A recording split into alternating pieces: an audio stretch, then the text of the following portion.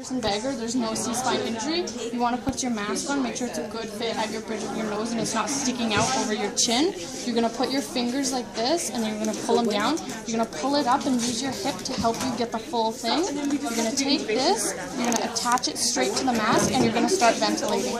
And you're going to go in and out. And make sure there's 6 seconds between every breath because your respiratory rate is 8 to 10 breaths per minute. So you'll be 6 seconds in and your chest, you start moving up and down just like that. So you push it in first and then start counting. Yeah, and then go 1, 2, all the way up to 6 and then deliver another breath and go back in. Yeah, that's it.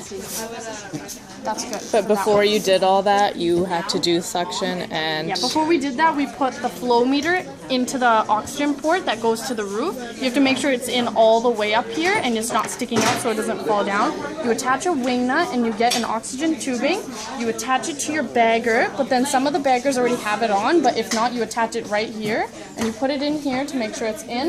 You put that aside and then you come over. Yeah, 10.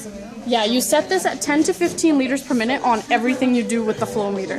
And then just to test it to make sure it's working, you take this out, you occlude it, you turn on your flow meter, and you make sure that the bag inflates.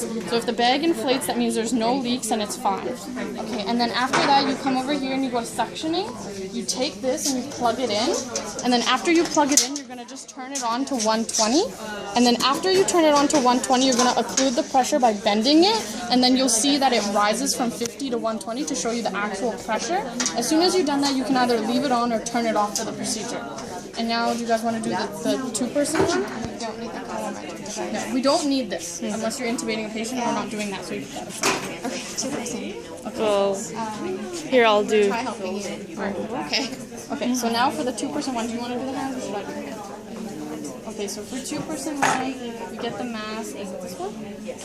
No, it's the other one. This one? Okay, so you get the mask, you put it here, and you only use your thumbs on the mask, and you use your hands, you go parallel to the ears, and you raise them like this. You raise the jaw up like that, okay? Don't move the head. Don't move the head, because that's a C-spine injury patient. So now you attach the bagger, and you start to inflate the patient, and they should start getting their breaths, just like that. Or do I count to 6 seconds? Yeah, Jane would be doing this one. Yeah.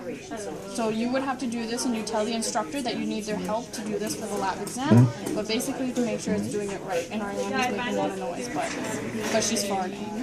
Okay, so that's it. So that's good. That's done. That's everything. Stop.